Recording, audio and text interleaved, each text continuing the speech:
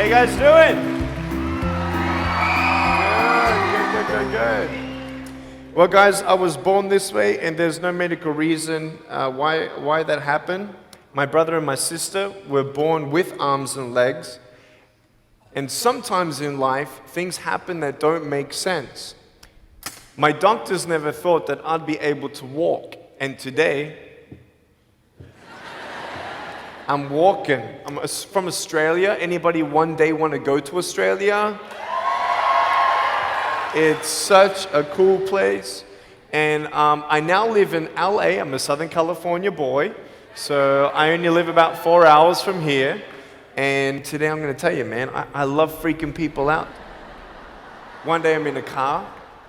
I'm in the front seat. I'm not driving, of course. Can you imagine if I'm driving a car? They reckon they can put a joystick, that thing that controls my wheelchair, we can put that in a car. Like, how fully sick is that? Like, imagine if I get pulled over by the cops. Can I have your driver's license, please? Yeah, but it's over there, you're gonna have to get it. Imagine if I'm in big trouble. Put your hands up! Get out of your car!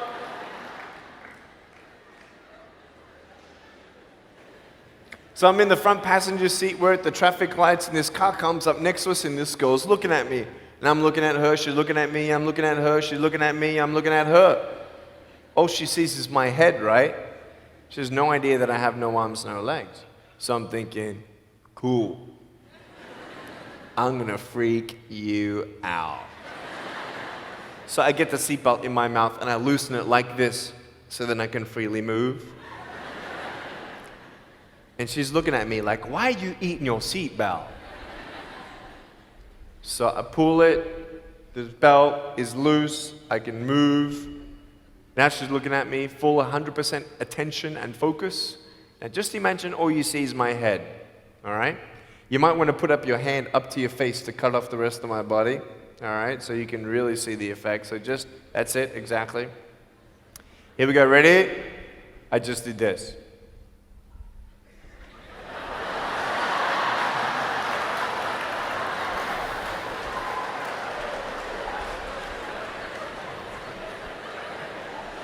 And her face, man, she was like, she nearly ran the red light, man.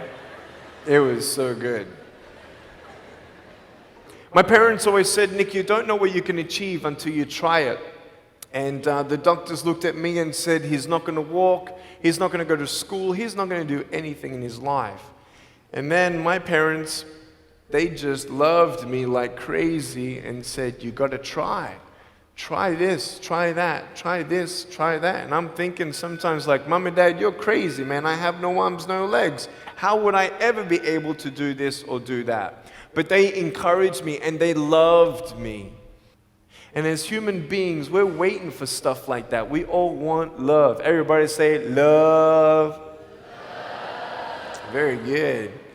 We all want love, and I went to school, and I wanted to be cool. You go to school, and you want to be accepted, and so you see these guys, and you're like, oh man, everyone swears like every third sentence, F this and F that and F and this and F. Like what? Like they think they're cool, And so I'm thinking, man, maybe I need to be like them to be cool. And then you compare each other with how we look, and I wish I was smarter, I wish I was taller, I wish I was shorter, I wish I was more popular, I wish I did this, I wish I didn't have that. I wish my life was different. That was me when I was about 8 years old. I looked at myself and I looked at everybody else, and everyone else had more than me. And I'm asking, why? Why me? Have you ever asked the why me questions but get nowhere? If I had no answers from the doctors, and if I had no answers from my parents, I still have a choice every day in my life to keep going or give up. You see this book up here? This is my favorite book in the whole wide world. This is my favorite book, the Bible. And here I am.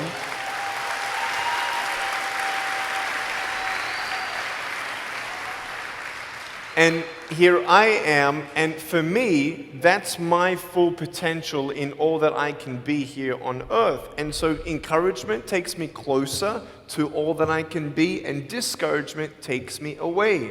You see, it only takes 3 seconds for someone to tease me when I was at school and just say, you're ugly. Yeah, you can't do this and you can't do that. And some of you thinking like, man, seriously?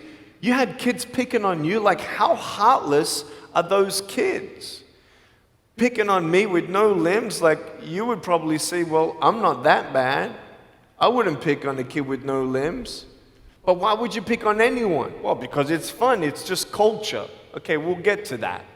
But for me facing all that stuff, I'm getting these seeds. Everybody say seeds. S-E-E-D-S, seeds.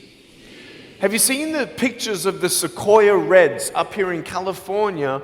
These huge trees. Like some of the trunks could be as nearly big as this room. I've seen those photos where they've actually dug out a tunnel in a trunk of a tree. You can drive a full-size SUV right through it.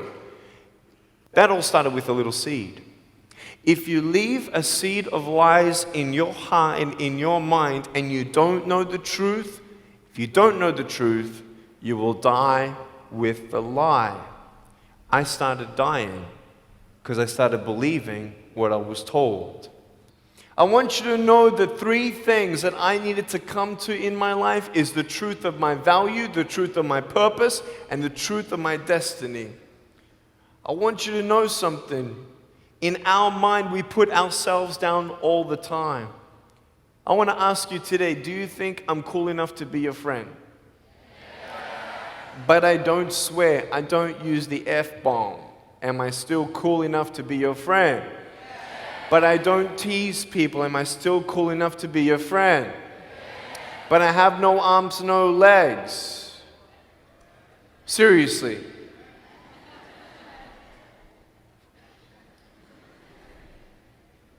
You would be my friend even though I have no arms, no legs. So you're telling me it actually doesn't matter, right? If it actually doesn't matter for how we look, then why do we tease each other for how we look if it actually doesn't matter? Why is it that we look ourselves in the mirror and we see us, well, we're having fun. Oh yeah, man, we're just part of culture, man. There were 12 people one day teased me,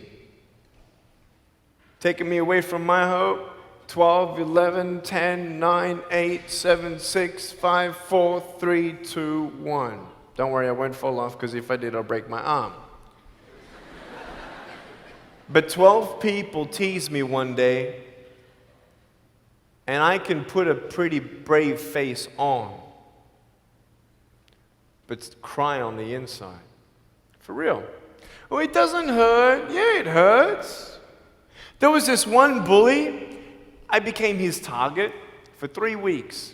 And every time I go by him, I was 13, he was 17. I was in my chair. I'm only 4'9" in my other chair, my old chair. He's like 6 something, so he's huge, right? So I'm looking up at him, and every time I go by him, he's like, hey, there's Nick. He has no... And you can imagine what he said. And I'm like, what's his problem, man? So I tried to avoid him, and I was so embarrassed. He would say it really loud, and everybody would be looking, and some would be laughing. I'm like, what is this guy's problem, man? So one day, after 3 weeks, I went up to him, and I said, hey. He's like, hey. I said, can you please stop it? He said, stop what? I said, stop teasing me. He said, what are you talking about? I said, every time I walk by, you say that stuff. He's like, what stuff? He didn't know how to take me on. So I'm looking at him and said, nah, man. Every time I walk by, you say exactly this, and I want you to stop. I forgive you, but stop it. He's like, oh, is that hurting you? Now, I could have said, nah. Or I could have said, yeah. It takes a level of humility to actually say, actually, I don't like that. It's killing me. And I said, yeah, it's hurting me. He said, all right, I'm sorry, man. I was just, playing around. He said, give me a hug. He said, what? I said, give me a hug. He was like, all right. So I gave him a hug. I'm a hugging machine. We made the Guinness Book of World Records. 1,749 hugs in 1 year. We did it last year. My arms fell off, all right? The scary thing about hugging so many people is that anyone can just pick me up and take me home, all right? Like, what am I gonna do? Like, hit them or something? Like, pretty mean headbutt, right? I want you to know that you might be playing around. I could pretty much say that 98% of you have teased someone in your life.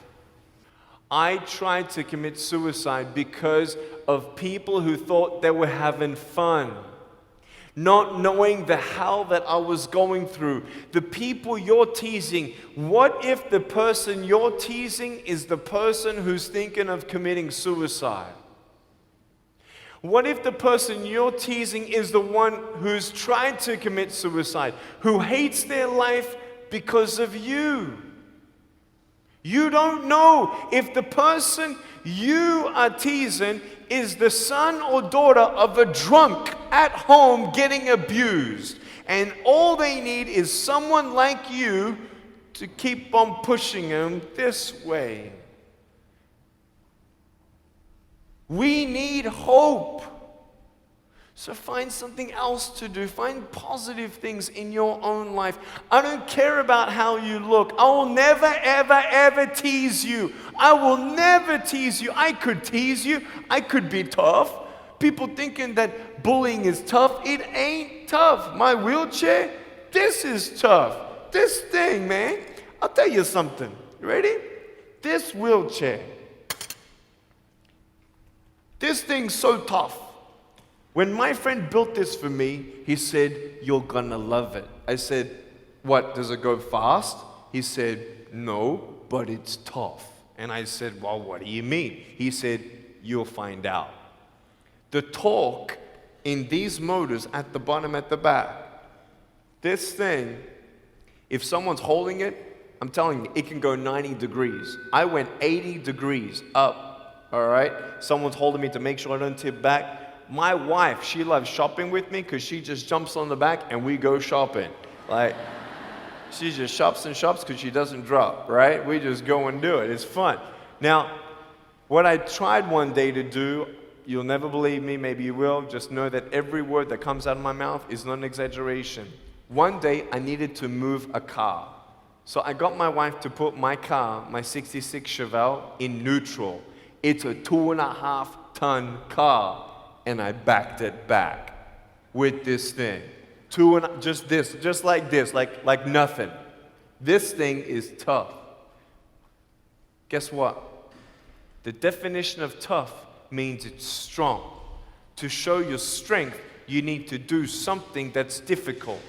I would sound so stupid if I said, hey guys, I got a Matchbox car one day and I got some fishing line and I towed that Matchbox car all around all day. How tough is my BMW? That's stupid. That's the same thing with bullying. You think you're tough? You're trying to show your strength? That's not your strength. Let me come back in 10 years and let me get your anyone have a 3-year-old nephew? Anybody have a 3-year-old nephew? Cool, put your hands down. I will get any one of your 3-year-old nephews, bring them tomorrow night at where I'm speaking, and we're gonna put him up on stage and let me show you how tough I am. We'll get your 3-year-old nephew and we'll put him up here on the table and let me tease him. Let me show you how tough I am. That's what you are. I could pick on you, you biggest bullies. I could pick on anything you like. Any singer, Any music that you like, I could tease you. I could tease your family. I could tease your friends. I could tease about the movies that you think are really cool. I could tease anything about you. I could tease you about your nose, your eyes, your teeth, your chin, your hair, your ears, your elbows, your knees, your whatever, man. I can tease you about anything. It ain't hard, just like you can tease me. You want to know what tough is? Go to the people you teased and say sorry. You want to know what tough is? Go up to the people who still tease you and say, hey, stop it. I forgive you, but please stop it. That's tough. I want you to know something, the truth of who you are. I don't care what job you get. I don't care. I don't care how smart you are, everyone. I don't care. I don't care. I love you and I believe in you. I don't care if you end up being a janitor in this school. I'll tell you why. Because the janitor in my high school inspired me to be a speaker. He changed my life. He said, you should be a speaker. You know what I said? You're crazy. He said, no, really, you need to be a speaker. I said, stop it, man. 4 months later, he twisted my arm, and I said, yes. I spoke in front of 10 people, then another 10, then another 10, then I found myself in front of 300 sophomore students. And 3 minutes into my speech, half the girls were crying, and one girl in the middle of the room started weeping, and she put up her hand and she said, I'm so sorry, can I come up there and give you a hug? And in front of everybody, she came up and she hugged me and she cried on my shoulder and she whispered in this ear, thank you, thank you, thank you. No one's ever told me that they love me. No one's ever told me that I'm beautiful the way that I am. It was because my parents told me that I was beautiful that I'm still here. Some of you don't have those parents, and that's why I'm here. I love you, and you're beautiful just the way you are. Never, ever give up.